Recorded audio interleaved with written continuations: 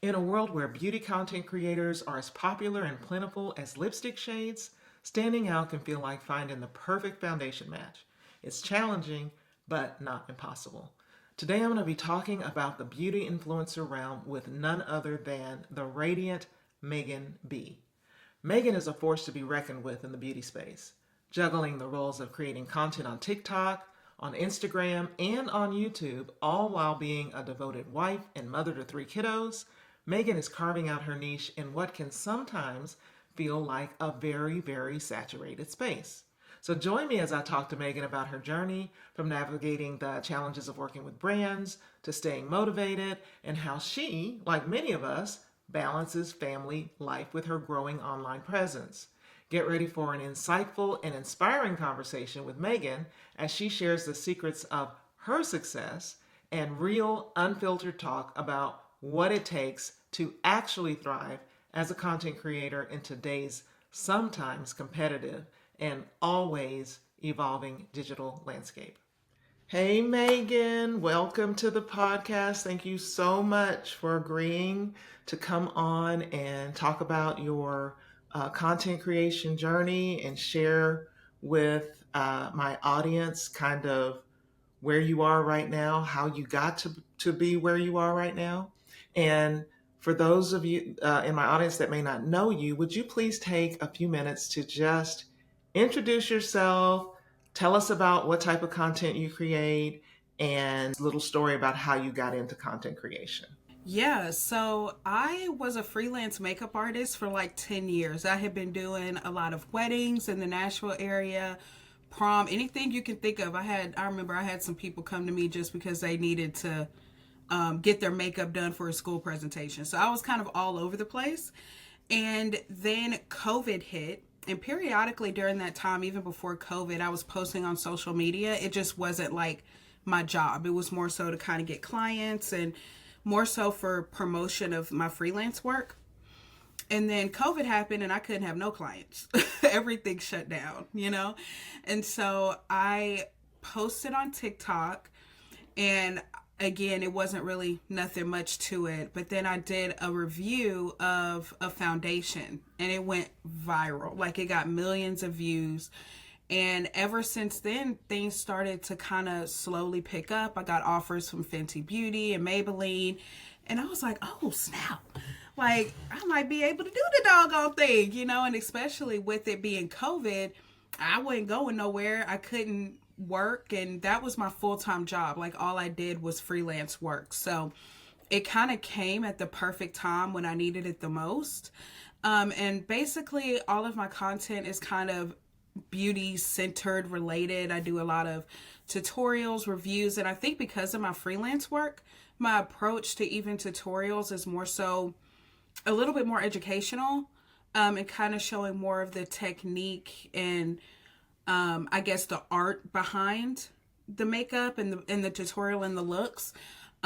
With that being my background, I feel like it kind of puts a little twist to what it is that I do in the beauty space. So Awesome. Well, beauty is something that a lot of young women, young men too, want to get into on social yeah. media. Mm-hmm. And they like to use that term oversaturated. I don't like to use oversaturated, but it is a very competitive niche to be Mm-hmm. in. And so I feel like you being having the expertise as a makeup artist, that probably gave you a leg up to be able to Yeah, compete in this well, space.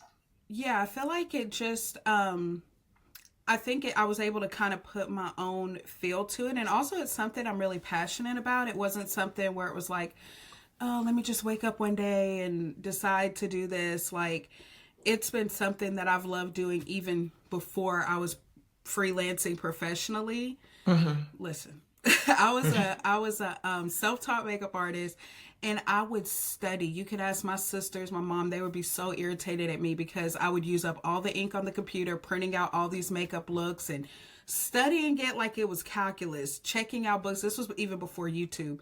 And I had to go to the library and check out books from all these professional makeup artists, and I would study it like my life depended on it. And I just had such a joy and a passion for it at such an early age, that I think it's really cool now to be able to do it full time and have my passion be my career, you know? Yes. And I love that you said you studied it because Yeah. it's one thing to be passionate about something. A lot of us are passionate about a lot of things, but to Hmm. really get into it and get good at it, you've got to get some education. And so, Yeah. sounds like you were able to level up your skills even from an early age Yeah. just by absorbing everything and learning as much as you can Oh, yeah. about it. As much as I could. Mm-hmm. For Right. sure. You get into it's COVID. You can't do your regular makeup clients. COVID launched a lot of careers for people, especially online. But you started posting on TikTok first. Go ahead. It's actually funny. So I started in 2015, I think. I got on YouTube and I started doing little posts on YouTube, but I wasn't super consistent with YouTube. Because again, I was kind of just doing it as like a creative outlet. But once I really started having the just content creating side take off, it was definitely through TikTok, and that's where my biggest audience is right now. Um, I'm currently trying to expand that and not have it just be on one sole platform. But definitely, I started off with TikTok, and that's where my biggest audience is currently. So then you started getting a lot of the creators out there want to know, like, how do I start working with brands and getting brand deals? You mentioned that Fenty Beauty had reached out to you. What was your experience like, and how did you come across those types of things? Yeah, so they reached out to me before I really knew what this whole industry was about. It was really like, I remember I was sitting on my couch and I was bawling my eyes out because I'm like, what? Oh, Maybelline? Fenty? Like, it was such a weird concept to me that I was before when I was posting on Instagram, I would be happy if a brand even liked my post, let alone mhm. want to work with me and pay me. Um, and I always say, like, it was such a great stepping stone for me, but I was also extremely uneducated about what it means to be a content creator and what these contracts are supposed to look like and what the funds should look like and your payment and being early for deliverables. Don't just be rushing the clock for deliver. Like, I didn't really understand it. And I have 3 kids now, but at the time I had 2 kids. They're 9, 6, and 1. Well, no, 2. 9, 6, and 2. But right before, I just had my 2 oldest. And so just trying to juggle everything. And I wish that I could push the redo button because I think I just jumped in before I was educated on what it meant to do this job. Um, and so, yeah, that was definitely a stumbling block. It was exciting that they reached out to me, but I definitely wish I was more educated on it because I just kind of got jumped right in, It wasn't gradual. Yeah, and that may be the case. I think some creators are like, okay, I'm going to be ready. I'm looking out for, but it sounds like just because you were putting yourself out there and you were putting out the best content that you could at the time, you just got Hmm. noticed. It's like, how do I Yeah, start working with brands? By putting yourself out there so that you can get noticed. I've known that to happen yeah, to several people that I work with, that it just came because they noticed you. yeah. That was really all that it was. And I think at the time, I hadn't even had that much of a following on TikTok. Like, I reached 10K followers from that foundation video. Hmm. So, like I said, I had just kind of been putting it out just for my own, not to go crazy during COVID. Like, let me put out these tutorials. And also just for my freelance work. But I didn't really think that it was going to take off for brands. And it's not to say that my career has been this. It's definitely not been this. But Hmm. that initial kickoff was like full speed ahead, if that makes sense. And now it's just a matter of like continuing to grow. And that's like definitely where my challenges come in. My career is not linear at all. My success is not just a gradual, like it's like this. And being passionate about it, I think me having a love for the art and a love for beauty and what I do helps me to stay in it when it does have ebbs and flows, because it Right. can get tough, you know? Right. Right. And I think that's true for any niche on social media. It is cyclical and it does go up and down. And you have to kind of prepare yourself to that for that. But, are you a full-time content creator now, or do you still do makeup uh, on the side? Yeah, I'm full What's your time. situation? I'm full time right now. So how was it scary to take that leap to go from, Yeah. oh, I'm just playing around with this, to I'm getting paid for it, to okay, now I'm full time? So scary, especially I have two mouths to feed. I'm like, what am I doing? There was a lot writing, and still now there's a lot writing on my career. It's not like I'm a 22-year-old and I can take my checks and get a Chanel bag, like I have a family, Uh-huh. so there's just a lot riding on me to do well in this and to have me be successful. And it's so crazy because now this is where I'm at, but there's nothing else that I would rather be doing. I've tried. When times got hard in this, I was like, I don't know if I can do it. Like, what else can I do? And any opportunity that I tried to do something, the door would just close. Like, I know that Mm, I'm meant to be doing this. It's very clear in my situation, but it does get tough and it does get scary. And even now, I'm sure we'll talk about this later, but even now, I feel like I'm in that really weird in between stage where now it's like, girl, you might need some help.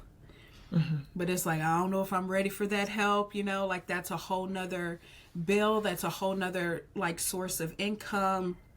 And so it's challenging. And then, with brand deals, you don't know when the next one is coming. So you kind of got to figure out, how do I make that one brand deal stretch to make sure that it can, cover for before the next one comes in.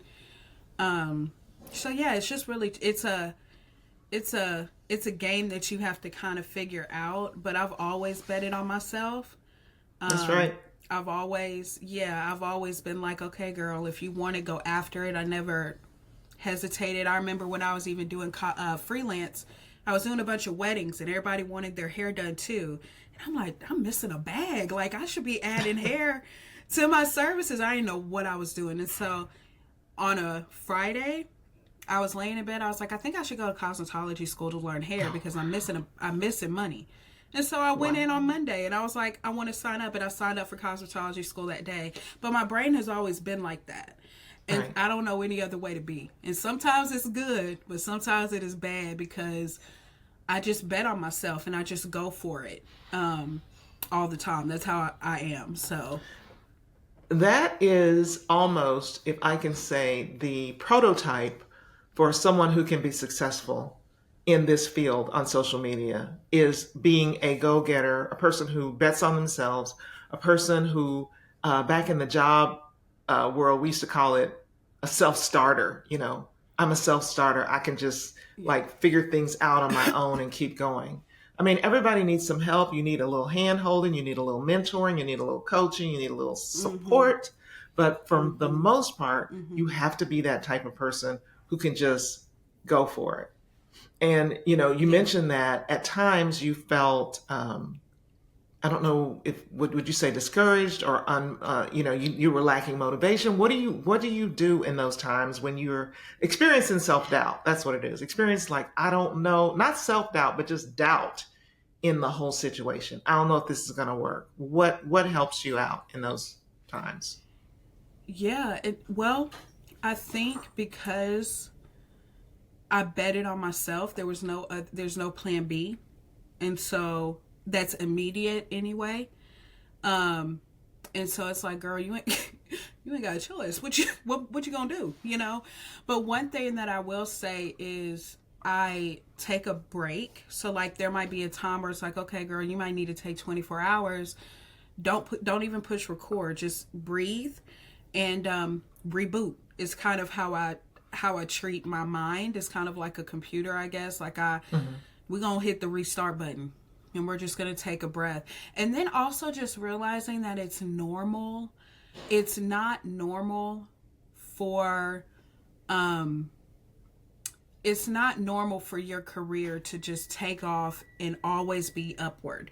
And that was something that I needed to hear even from other people in this industry that I'm working with, and fellow mutuals on socials. Like, it's normal for your career to have ebbs and flows. It is not normal for you to just take off and immediately become a social media content creator superstar overnight. Like, I think a lot of times people see the Monets and think, oh, that's like, I can do that. And it's like, that's not normal.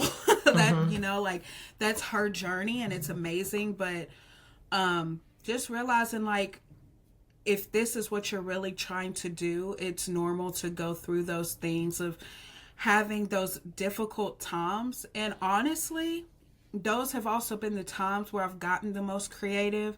Those have been the times where I have ignited my passion, because I'm so much like if this ain't working, why? What's going on? Mm-hmm. And so I kind of treat it like a game of like what needs to be switched, what is it that's bothering me, really analyze myself and my work, and then just get back to it, get back in the game.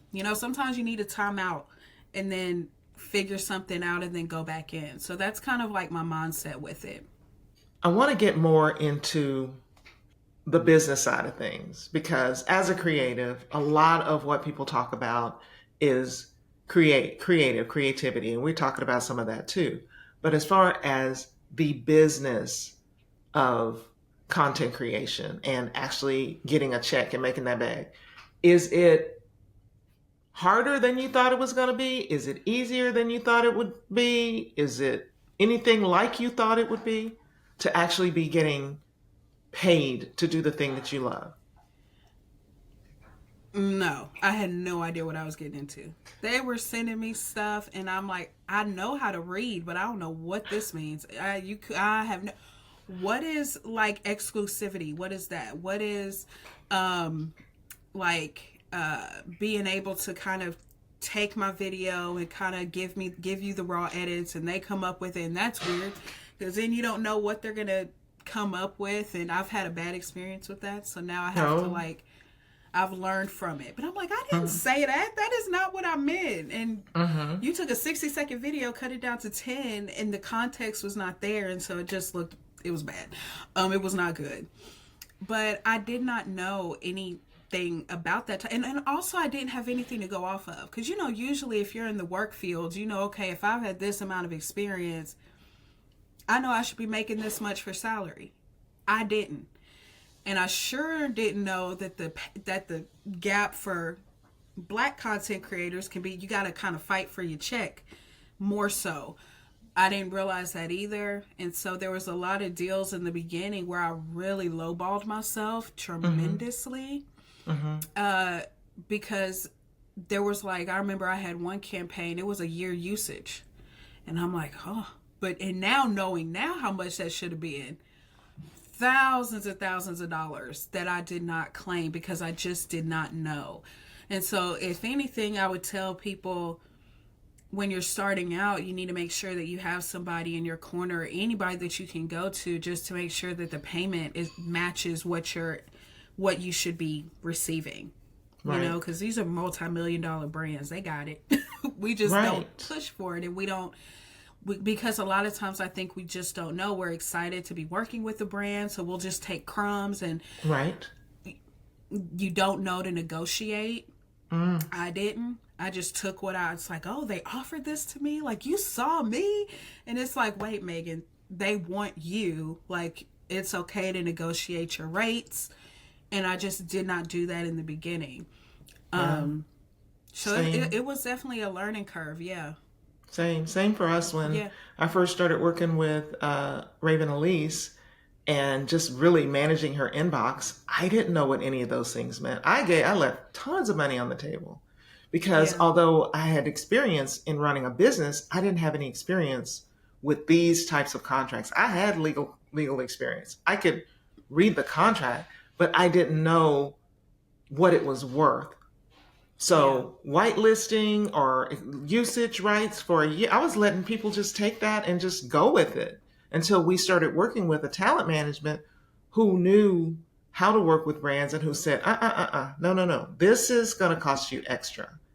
And so I think when you were talking about, and you may have been referring to management, or you may have been talking about some other type of assistance, when you're starting out and you're starting to make money and you're like, yeah, a management company has reached out to me, or a manager's reached out to me, or, I need help with editing or whatever. And all you can think about is, well, I'm going to have to give them a part of what I'm earning.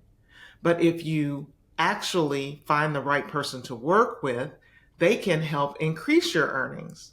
So if you have a manager that knows how to negotiate these deals, then, and that's what happened with us, we were accepting crumbs, and then we started working with the talent manager. And although she gets a commission, she is able to negotiate so much more. So it's still a positive for us. And the same thing would happen with maybe an editor. And I'm talking about for long form. And I remember Raven saying, oh my gosh, these editors are charging so much and I can just do it myself. But once you start paying the editors, it frees you up to create more content, create more frequently, create better content, and therefore your income doesn't diminish because of what you're paying. It increases. Yes, and I kind of feel like I am in that stage right now where it's like, okay, there's no way you can do it all by yourself, because what's ended up happening is I have TikTok, but I also have Instagram, and now we've gotten back into YouTube. And YouTube editing is definitely not the same as TikTok editing. No. It's hours and hours and hours sitting at the computer for an 15-minute video. But you've invested so much time. And then I think on top of that, I'm also having to balance a household and a family, and there's only so many hours in a day, and I'm like, I just wish I had 4 more. If I just had 4 more hours, you know. And so I'm lacking sleep, and I wait till the kids go to bed, and then I finish up work, and I don't go to bed till 2, and then you're back up at 6 to get them ready for school. It's just, it's a juggling act. I think a lot of times people might see something of like, oh, she posted a little 2-minute tutorial, but realizing the sacrifices that went into that, the time that went into that, and I'm with management right now, but a lot of stuff I still have to do on my own. 95% I'm still doing on my own, and so that's definitely been a shift for me of just like, we're gonna have to figure out what we're doing, because it can get overwhelming, trying to balance all of the, and it kind of feels like each platform is a different business. So it feels like you're balancing 3 different businesses. Yeah, because what I do on TikTok, I definitely can't do on YouTube at all. Like YouTube, they want more detail, and TikTok is give it to me now, right now, this second, or I'm going to scroll. Right. And so you have to come at it in a completely different angle. Right. So yeah, trying to juggle it all is challenging for sure. I love that you're sharing the good, the bad, and the ugly, because that's why I wanted this podcast to be called Unfiltered and talk about real things, not just the glamorous side of content creation. And you were one of the questions that when you were talking about you're with management, one of the questions that's come up time and time again that people want to know, how do you know when it's time to find someone to help you with management? And I'm assuming they're talking about just, okay, help me with these brand deals. Yeah, so I knew right away that I needed help when the contracts really started coming in, and I didn't know what the heck they were talking about. And I couldn't figure it out. And I feel like I was lowballing myself. I knew it because I didn't have anything to go off of. Sometimes it can be challenging because I don't know how it is with each talent agency. Inbound inbound deals and outbound deals that, from my experience, they get the same amount of percentage. So there were some times it's like, dang, I could have had that all that to myself. Well, You know, with the inbound, you know what I mean? And I didn't realize that, no, Megan, like there's a lot that goes into that. They have to read it over. And then when I really started seeing what they were doing of like, nope, X that paragraph out. We're not doing that. We're going to renegotiate that. It was very, very beneficial to me. And so I would say, I think, you know, it's time when you feel ignorant and you don't have any other way of like trying to get the answer. You know, if you don't have anybody else that's helping you, anybody that's in your corner, and you don't know what the heck it's talking about, I think it might be time for you to be like, okay, I need some help.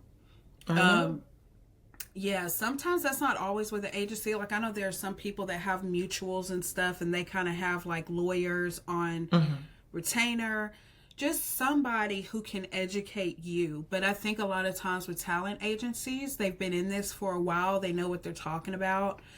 I will say you have to pick the right agency, because there's a lot of agencies out there that will just, you know, come out and want you, but maybe y'all's vision doesn't align with where you see your career going. So just as much as you need them, they need you. A lot of, like, they don't get paid unless you get paid with a lot of these agencies.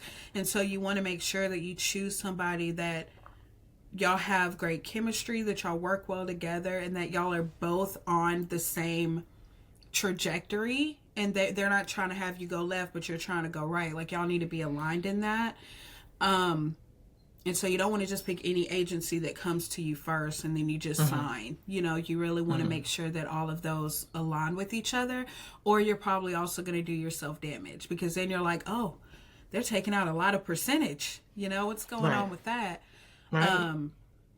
So yeah, just making sure that you're also picky with them and don't just take anything that comes your way.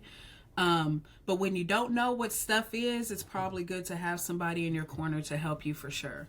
That is the and that simple could be with you answer. having 10,000 followers or 1 million followers. That's true. That's true. And I think what you said, that when you realize that you are ignorant about the process and all the different things that go into a sponsored brand deal.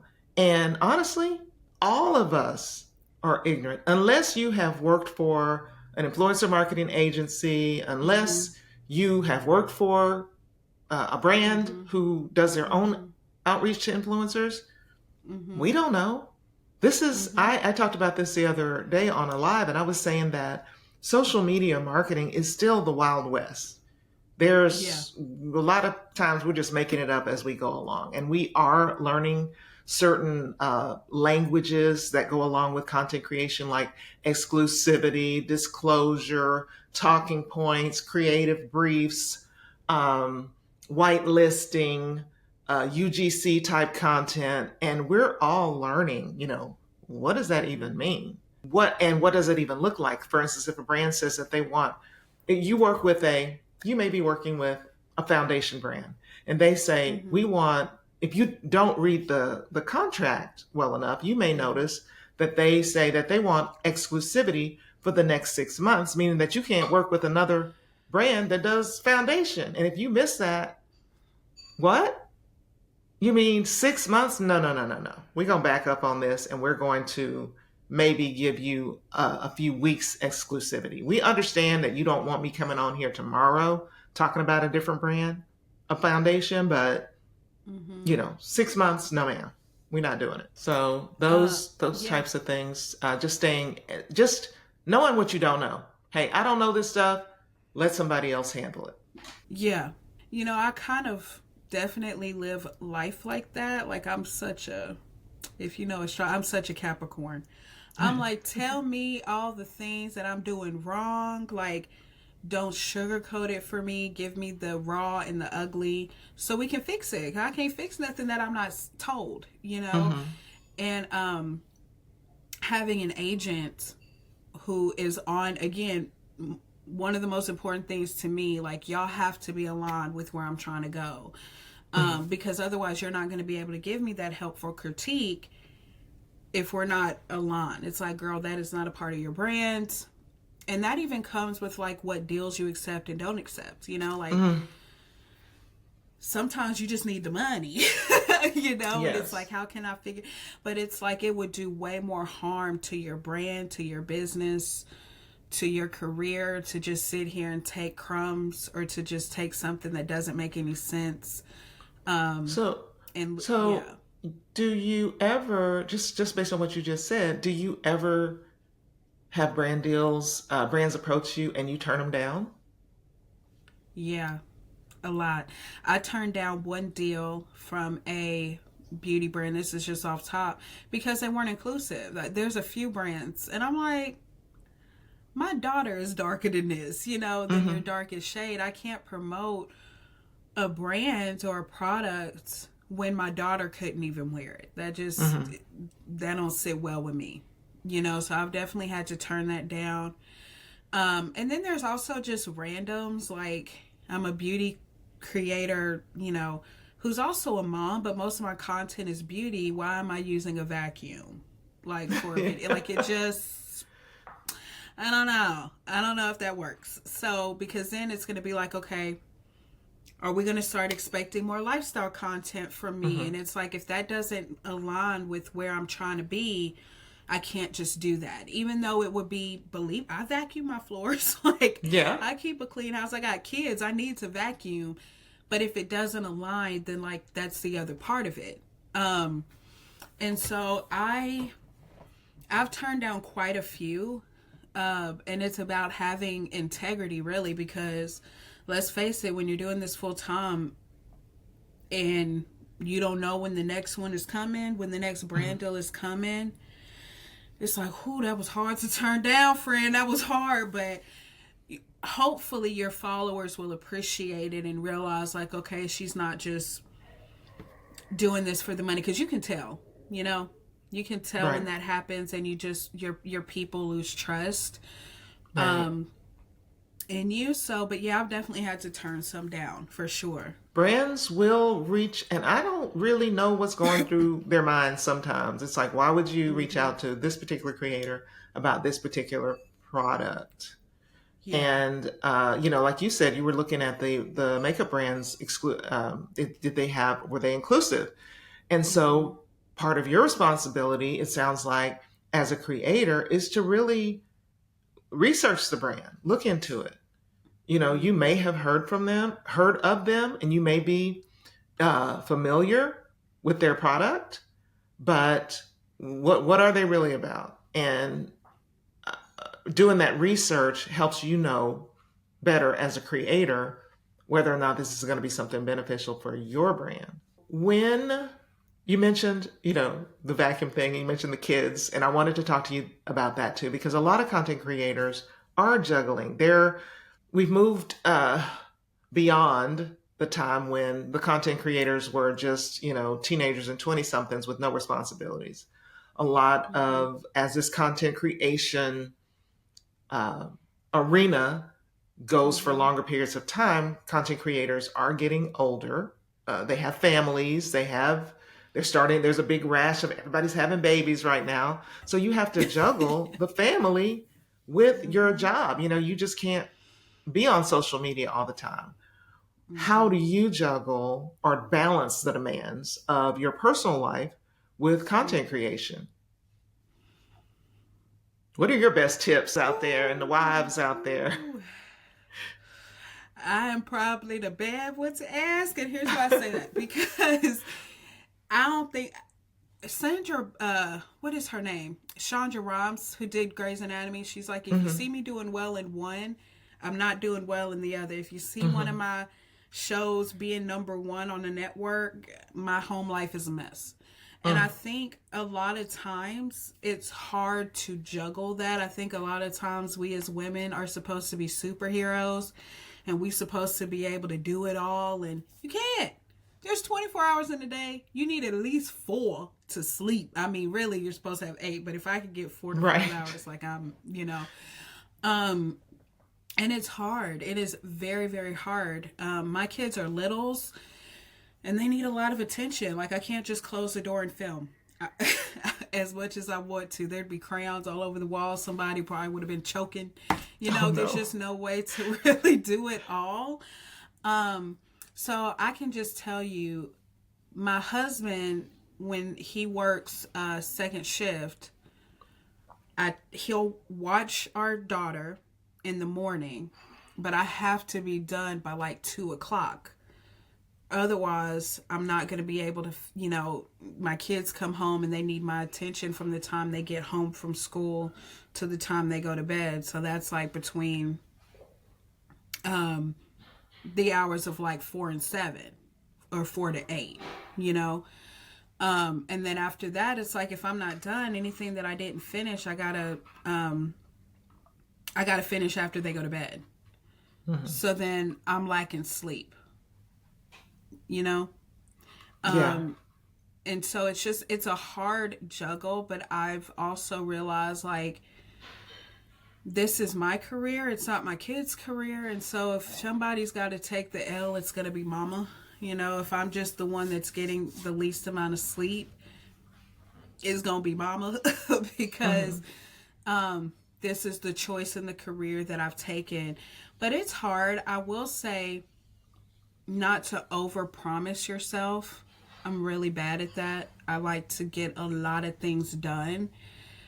And so the only way I've been able to juggle it on the times where I've been successful at it, I do this very loosely, is when I don't put too much on my plate that I can't fulfill. So a lot of times with the platforms, if I can get a video out a day, if I can be consistent with that, then that might be all I can do. I might not be the creator that can put out 3, 5, 6, 7, 8 TikToks in a day. I might not, I'm not that creator because you have other responsibilities. And also, my kids are not the foundation of my content. If they were, it might be a little bit easier. But I don't really show my kids that much in my content. So you really have to just juggle it, and you have to just do your best, but not overpromise and not be able to do something that you can't fulfill. Like, just being honest with yourself. Because a lot of times, sometimes that means I don't go to sleep till 2 a.m. But it's just a balancing act, and that's something that I've really had to be honest with myself. Like, are you over-promising? Because you might want all day long to be able to push out all this content, but if you can't, you can't. It's more important to be, in my mind, to be consistent than it is to be like, okay, I put 4 videos out today, but I didn't put any out for 3 days, when you could have just taken those 4 videos and spaced it out into 4 days, and it would have had that consistency. So that's what I would say for sure. Exactly. Mm-hmm. So we talked about balance, and you're saying, you know, if anybody's going to be losing sleep, it's going to be mama. But there comes a time, I feel like, that you need to manage your self-care, prioritize your self-care, manage your mental health. How does that work while you're juggling content creation and motherhood and being a wife? This is called Unfiltered, right? So That's right. We want the truth. We want the raw truth. I don't know. Oh my gosh, I wish I knew. Honestly, there are times when I have to take the nuggets that I would do naturally in the day to do something for me. So what I mean by that is, like, I got to take a shower, you know? So there are times it's like, okay, well, that might be a shower with some candles, with some little jazz music playing, because I'm stressed. Okay, I'm frustrated, I'm overwhelmed. And it's something that I had to do anyway, but we're just going to make it a little extra spicy, make it a little extra special for me. But honestly, it is a juggling act that I have dropped more balls in that I've been able to juggle. And I really, really think that even now, like, with this whole journey and with it being such a gamble, I think a lot of times people don't realize that. before you've just made it to the top, everything is a gamble on the way up. And I'll bet on myself all day. I I will love bet that. on May May. I love that. I want that to But be, I'm going to put bet on my next sweatshirt. I bet on bet on your myself. bet on yourself for sure. And that's helped me to at least have it in my mind, like, no, you're supposed to be here. So that anxiety of that aspect is not there. But I have had to learn to shut it off at a certain time. So now I still at times have to do some work at night, but it might be the easier work, meaning the phone work, the engagement parts of it, the returning of the emails, something that I can do in bed. I am the worst at this, but I will watch the same show over and over because it just clears up my mental. I don't know what it is about that. I know that sounds super like random, but like just Hey, having whatever something, works. whatever works. Like I've watched Stranger Things probably 20 times by now, but it's something that it's like, okay, I'm cool, I'm calm, like it just puts me in a more like calm mindset. I don't know if that makes any sense, but I have to find little nuggets that help me and figure out a way to do it. And I think also just not compromising on certain things. Like these are non-negotiables. When my kids get home, I need to have like they can't starve. So Yeah, like there are things no. that are just non-negotiables and you just have to kind of work around it and honestly do the best you can. If you pray, Yes. if you need to take a shower and breathe, do that. And my kids know. It's so funny. If you ask my daughter, my 9-year-old, it's like, what does mommy do when she's upset? She writes in her notebook. I Oh, journal all the time. yeah. I keep it with me. I probably have 3 journals with me at all times. Like, All the and time. I deal with it, yeah, right then and there.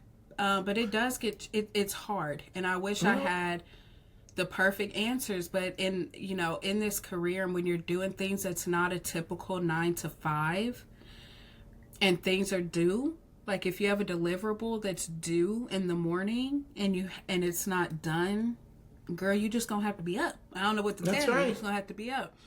That's And right. just, yeah, just do what you have to do. And I love that you admittedly said, "Look, I don't have this figured out." It is perfectly Mm-hmm. okay. I want people to know that even the most successful content creators, they don't have everything figured out. They're not doing everything perfectly. They're still struggling. There will never get to a time when you are just like, "Oh, it's just smooth sailing." That's not what this is. Mm-mm. And I love Mm-mm. that you were open and sharing that, especially for the content Yeah. creators who are, It's and a lot of them are it's mothers, and they challenging, have I think. responsibilities. Yeah, So, and again, my kids are not the forefront of my content. So you're really having to make sure that you juggle that independent time and still being able to get your stuff done. so you're doing great. I was just introduced to your content, but I've been enjoying it.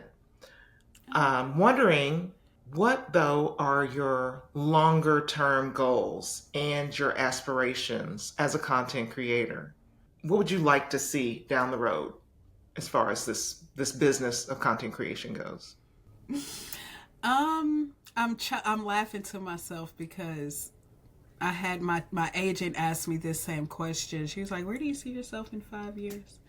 And again, I'm a Capricorn, so it's like these dreams of mine are kind of big. But if you're gonna ask me, I'm gonna tell you, I'm like, I want an NAACP award. I want to, and she's like, Yes. "Come on, girl, hold on, hold on." No, dream So we big. get, I say dream yeah, big. yeah. And so honestly, like, I would love to have my own brand of some kind. I think over time, when you've been doing this for a while, you start to see like, ooh, this is missing, or ooh, this could be a little bit better. And so I would love to see me to have my own brand. Who knows? I might be acting. I have so many passions and dreams for myself outside of this, but it's always going to be tied into this because I love beauty so much. Hmm. There are things that I'm working on right now that's like outside of just content creating, but it's still along the beauty side of things. So I think that that's important, because if you're just relying solely on brand deals only as your form of income, it might be a little challenging, because That is. you just don't know when the next one is coming, Right. or what the deal is. But yeah, I would love to have my own brand. I would love to be on somebody's red carpet. I would love to be doing Yes, something I see like it. that. Yeah, I would love to be able to feel like the work reaped the harvest. Yes. Yes. And I think that it will definitely pay off Yeah. in the long run. Like you say, you're the person who bets on yourself. You continue to do that. You're going to continue to grow and to be noticed. The thing about putting yourself out there is somebody is going to notice you and the work that you're doing. But I'm wondering, what advice would you give someone who is just starting out in content creation? I would say number one, I've said this before, bet on yourself. No one is going to be your biggest cheerleader who's going to stand by your side even when your numbers are down than yourself. Even your agent, because people care about the numbers. The numbers are important. It's a numbers game. You have to be willing to bet on yourself, believe in yourself, even when your numbers are not good, even when you're in that valley moment. Also, love what you do. Love it, because that love and that passion is really what's going to help keep you in it. And don't quit your day job until you have to. I didn't have a choice. I was in quarantine. Okay. Don't quit your day job until you have to. Because I think sometimes, let's say if you do have a month or something where the money isn't coming in as quick as you want, it can get stressful. But if you already have your bills being paid from something else, and you can continue to find the joy and passion in this as long as you can before it's like pedal to the metal, if that makes sense. I think sometimes we think, because we see creators who have had this type of story, to where once you start and let's say you have a viral video. Ooh, we try to ride that viral video as hard as we can. But in reality, you could have a viral video and then the next day your video flops. So it's not normal for it to go like this. And I think a lot of times people will expect this based on like, ooh, I got that one big brand deal. Like, ooh, that was a good check. I'm gonna quit. And then nothing happens, and it's like, what did I do? So I would definitely say, have passion, bet on yourself, believe in yourself, and don't quit that day job till you have to, friend. Yes, be prepared for the ups and the downs, and the ups Be and the prepared. downs. Be prepared And for it not to be possibly clear. maybe set aside a little nest egg, put some money aside for those lean times. Yeah. Might be a good idea to Yeah. do that too. 100%. So, what is your favorite part about this business of content creation, and why? I love that I can. Well, there are three things that come to mind. I love that I can create for a living. I love that I can use my brain and ignite my senses on a regular basis. I don't feel I have done 9 to 5s, and I've probably been the worst employee, because I could give 2 cents about making I don't give a darn about this phone bill that I'm having to tell this customer about. Like, I don't care. Let them go. Clear it, I've probably been the worst employee ever, because my mind and my senses are just not ignited at a desk. Like, I need to be doing something. So I love that I can do that. I also love, honestly, this has been a real shocker to me, but the messages that I get of, oh, I took some time and I did my blush a little bit different, and I feel so beautiful from that placement you showed us on where you can put your, and it means so much more to me than makeup. When I first started this thing and this love for it, I'm the youngest and I have three other sisters, all older than me. And I would just be sitting in the bathroom with them, like watching them put their makeup on for a date or something like that. And I would be like, I remember it. It was CoverGirl Golden Sunrise eyeshadow. It was one of the best gold eyeshadows on the market. It ain't here no more. CoverGirl, bring it back. But they would put it on, and I'm like, oh, that really made their brown eyes like pop. And I've learned from artists who thought that way about beauty, Sam Fon, Kevin Aquan, Scott Barnes. They really talked about bringing out the features that you might not see in yourself. You know, we as mamas and women, we have so many demands on us that sometimes we don't even realize, like, oh, I hate my eyes. Have you seen your eyes? Like, oh, put this liner on and look what your eyes do, you know? And I've had, you know, people respond to me in that way, and it just makes me feel so good, because that's my mission and my goal. Like, I don't ever want you to feel like you have to change yourself to feel beautiful. You just have features that you ain't even seen yet, friend. Like, you just don't even know what these features. And I catch myself all the time. Like, I'll be looking at people and I'm like, ooh, their cheekbones. And I just see different. That's kind of how I see it. So to be able to have women see that in themselves, and I've had people come and say, like, you know, this one woman, I lost my husband and I've been in such a depression, and being able to just sit and do some glam or sit and just take care of myself, or even watch something as simple as a makeup tutorial that doesn't have any true, like, initial depth behind it, to help put a smile on my face or something, that means a lot to me. And it feels like I'm doing what I'm supposed to be doing. Those are like those little moments of reassurance that I get. And so I would say those for sure. And I know I said 3, I just don't remember what the third one was. Maybe the third one was part 2 or whatever the first one was. But yeah. Awesome. Well, there's a lot to love about content creation, especially if you're as passionate as you are. And a lot of the other content creators I work with are just so passionate about whatever they're creating about. But it's not all rainbows and butterflies. So what's one thing you don't like about the business of content creation? Or let's just say, what's your least favorite thing about it? You can say hate free. I don't want to be super negative, but I want to be real. No, it's honest. Okay, so there's a few things. I think it kind of goes back to who you have in your circle. Don't compare me to somebody that I'm not. Like, I am not her. Don't do that to me.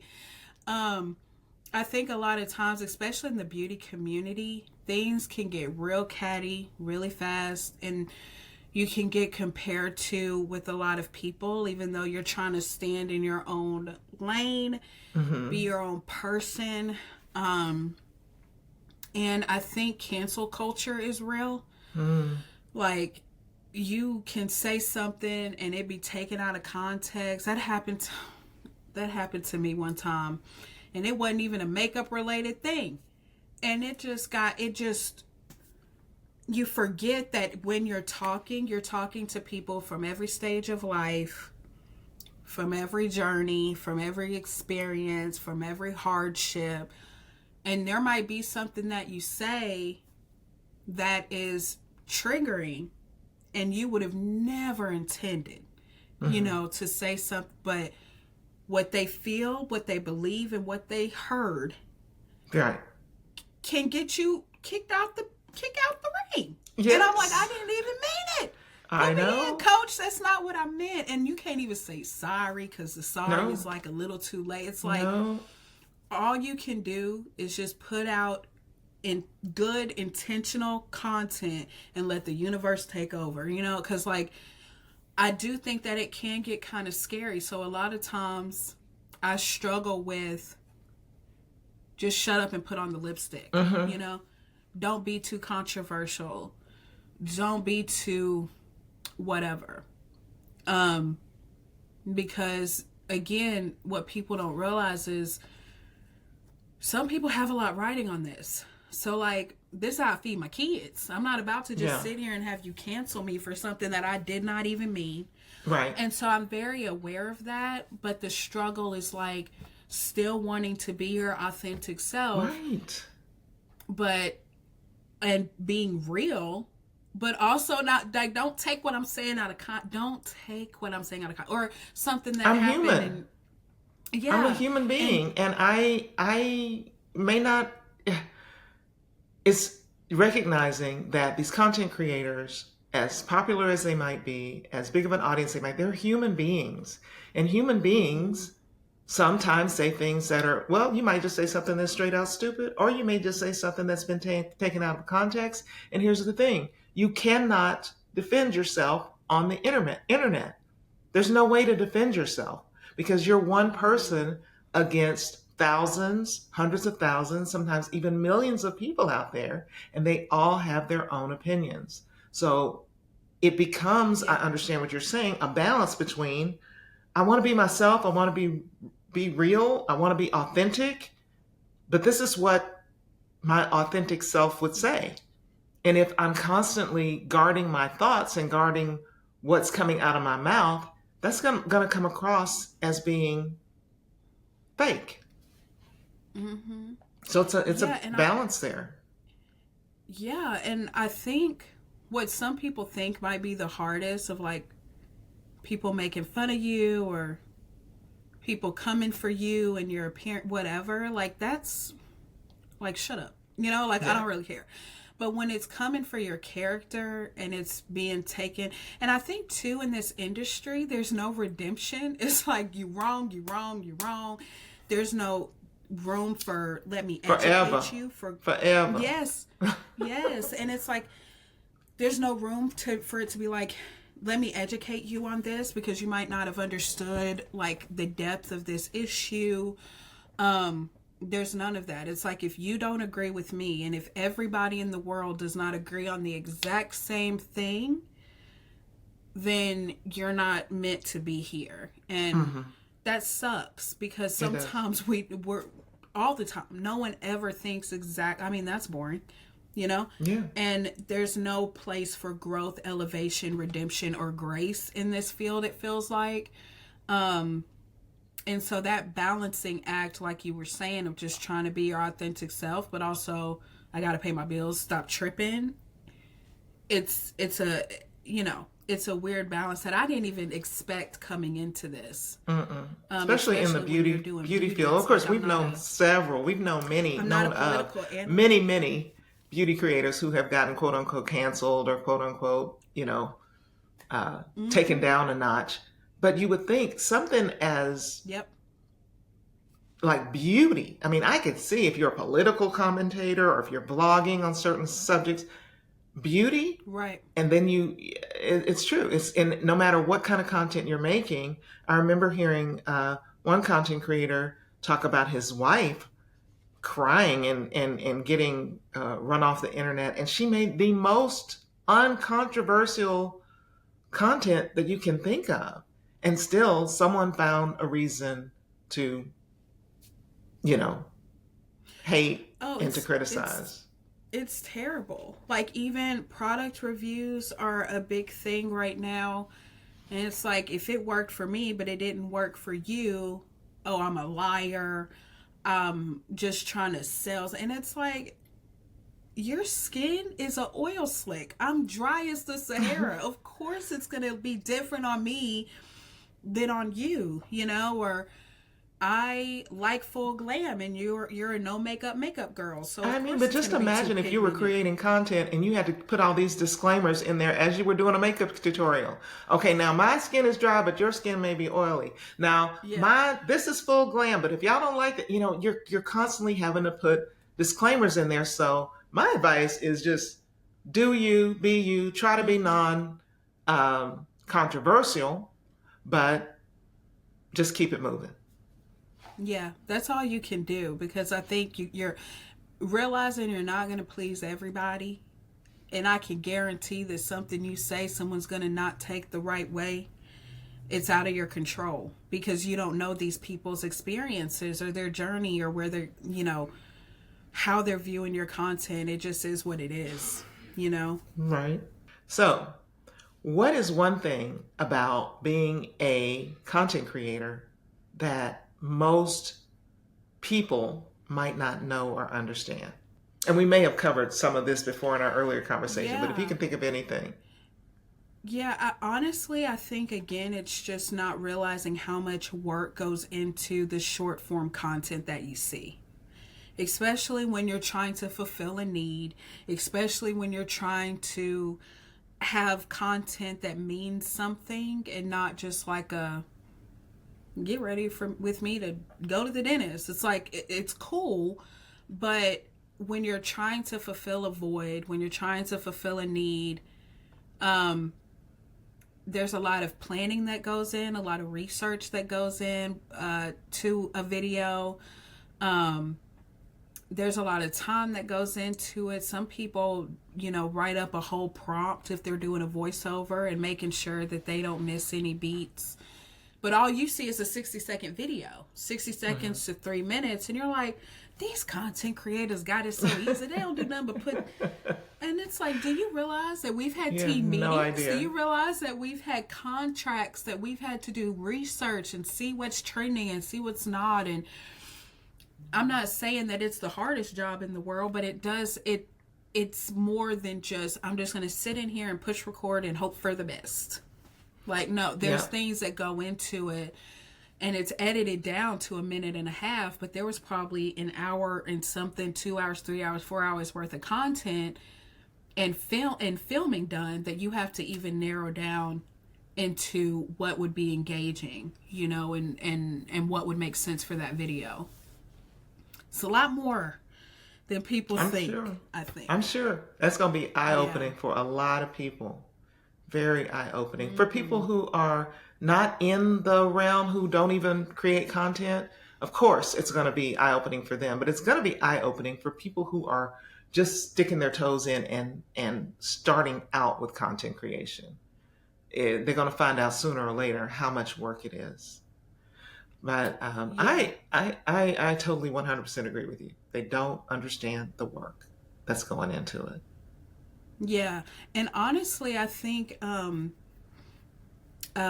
even just realizing once you add a load on with kids, and it's like, okay, this person also has a life outside of this, and trying to figure out how to fit it in and be consistent, but still making sure that your family is good and your kids are good and healthy and feeling like they're having your attention as well. It might be a sleepless night in order for her to have posted that TikTok video. It was probably her up all night and doing that while in between breastfeeding, your baby. Like, there's a lot that goes into it other than just hitting record. Absolutely. Absolutely. Well, Megan, we have talked about a lot today. I think this is going to be very, very helpful. But is there anything else that you want to tell potential content creators about the business of content creation that I didn't ask about? Yeah, I just think that if it's something that you really want to do, go after it with all of your heart. Don't half step. If you want this to be a career, do your research, see what works. Don't be afraid to look at the analytics. The analytics can be real scary. Don't be afraid to look at them and to grow and to evolve. I've been doing TikTok for a minute, but now it's time for me to slowly start evolving into other things as well. And that can be scary. But again, I think it's just about betting on yourself. I know I said that a lot, but it's okay. Important. It's very, very important, because a lot of people might not believe. I'm in Nashville, Tennessee, which is bigger now. Nashville is like a thing. But at the same time, I am a black girl. I am a plus size, curvy black girl in her 30s who's also a mama. Wow. who doesn't do lifestyle content. Mm-hmm. I I don't know where, but I know that this is my passion, is beauty. This is where I'm supposed to be. It's not something that you typically see in this space. Mm-hmm.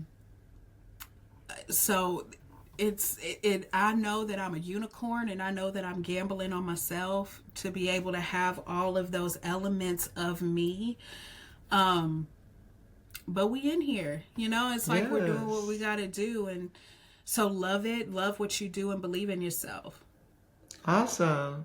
I love it. Well, I'm sure you are so uh, inspirational, and I feel motivated by talking to you. I'm not even in the beauty space, but I feel Hey. motivated. I'm sure a lot of the audience is going to be motivated.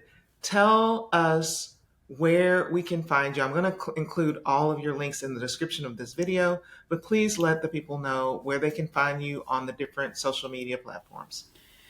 Yeah, it's Megan B Studios across all platforms: TikTok, Instagram, YouTube, Megan B Studios. And I will have some other things coming out very soon. I can't share right now. It's a little too early. Okay. But pretty soon you will see another project, and I hope that, hope y'all love it. Hope they love it. But yeah, Megan B Studios across all platforms. Well, awesome. Thanks so much for being on, and I hope to have you on again later on when you have your other project going, and then you can talk about that. How about that? Yeah, I would love to. Thank you so much for having me. It was so fun. Okay. Bye bye.